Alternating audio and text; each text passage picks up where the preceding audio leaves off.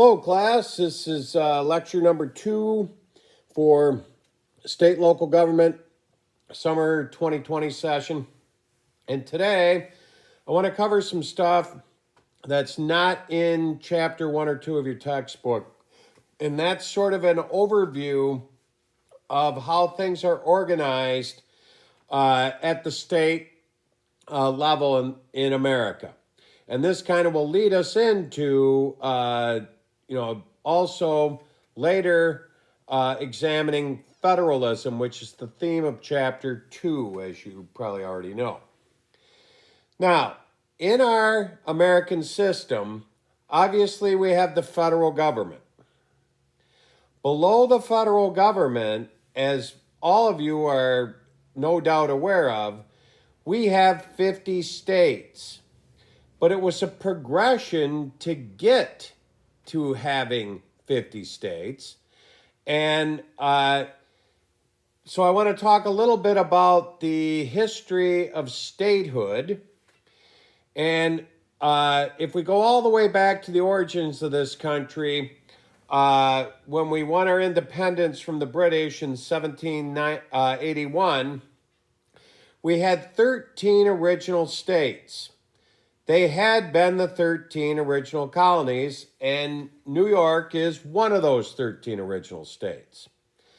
Now, in 1789, the form of government that we operate under today was adopted and put into place, and that's the United States Constitution.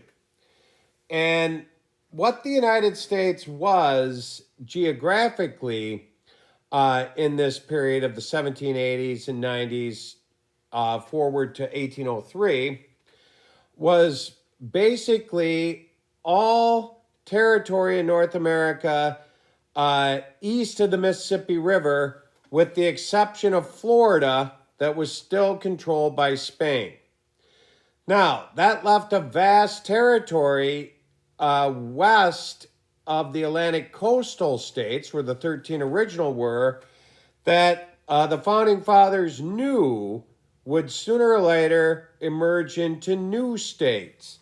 So in the Constitution, they put the process there for states entering the Union. And if you have a copy of the Constitution, if you don't, you should download one. They're readily available on many different sources online. I'll put a link to one next time I think about it. If I already don't have one in there, I can't remember at this point. But in the Constitution, in Article 4, Section 3, is where it sets up the process for new states, to be admitted to the Union. And the Constitution reads, "New states may be admitted by Congress into this Union, but no new state shall be formed or erected within the jurisdiction of any other state, nor any state be formed by junction of two or more states or parts of states without the consent of the legislature of states concerned as well as Congress." So, that allows Congress to admit new states into the Union.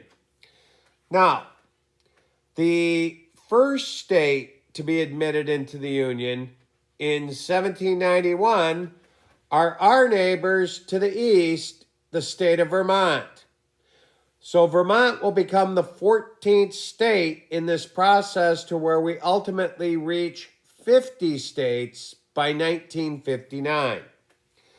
Now, as far as the language here in the Constitution, where it says, "No new state shall be formed or erected within the jurisdiction of another state without the approval of that state," that will happen in 1820. And it's part of the famous Missouri Compromise. As we start admitting states in this process, especially after, we're going to add a massive amount of territory in 1803 with the Louisiana Territory, and double the size of the United States in one quick purchase, we're going to start admitting states in pairs. One free state, one slave state, in an effort to keep a delicate equilibrium in Congress between slave and free states. Really what they're up to is they're trying to avoid the inevitable, a civil war. And they will successfully do that all the way till 1861 when the Civil War begins. So what happens here in 1820, Missouri is ready to become a state. There's no companion free state. Now, if you look at old maps of the United States pre-1820, you'll notice that Maine is part of Massachusetts, even though they're not geographically connected. That very short shoreline of the state of New Hampshire separates the two. I can remember thinking back in the past, looking at maps, thinking that was a typo. No, it's not. Maine was actually part of Massachusetts. There was a movement in Maine where they wanted statehood. They felt like they were the unwanted stepchild of Massachusetts, always a second thought, and so forth. So, to create a free state, to enter with the companion slave state, Missouri, Maine separates from Massachusetts, but it required the approval of the Massachusetts state legislature, according to Article 4, Section 3 of the Constitution, which happened. Now, then later on in the progression of territory in America, the United States will annex Texas in 1845. Now, the reason why it's annexed is because Texas was its own nation. The Texans had won their independence from Mexico in 1836, and they operated almost for 10 years as an independent country, the Lone Star Republic, with their own president, government, and so forth. In 1845, well, actually in 1844, they approached the United States. They were interested in joining the country. And then finally in 1845, the agreement was reached, and the annexation of the Lone Star Republic into the United States, and it created the brand new state of Texas.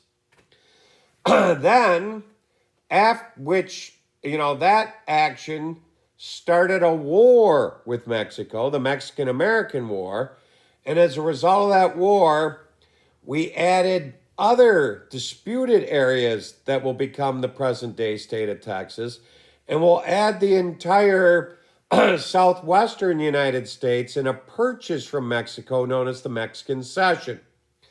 So when Texas gains statehood, they are the only state that exists that has the option of dividing into 2, 3, or 4 states. The Constitution says you can't create states out of existing states, but in the statehood agreement, it allows Texas to do this if they want to. The reason why, at the time, geographically speaking, Texas was the largest state by far. Obviously, Alaska today is much larger, but Congress at the time thought it's way too large to manage as one state. They're probably going to figure out in the future that they want to divide into more than one state. So let's let them have the option to divide into up to 4.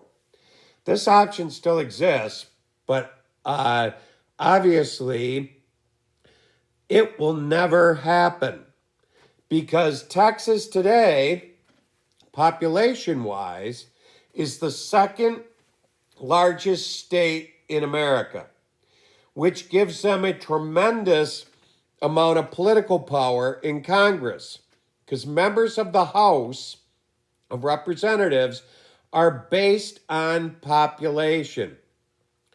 The only state with more members in the House of Representatives than Texas is the state of California, which is by far the largest state in the Union.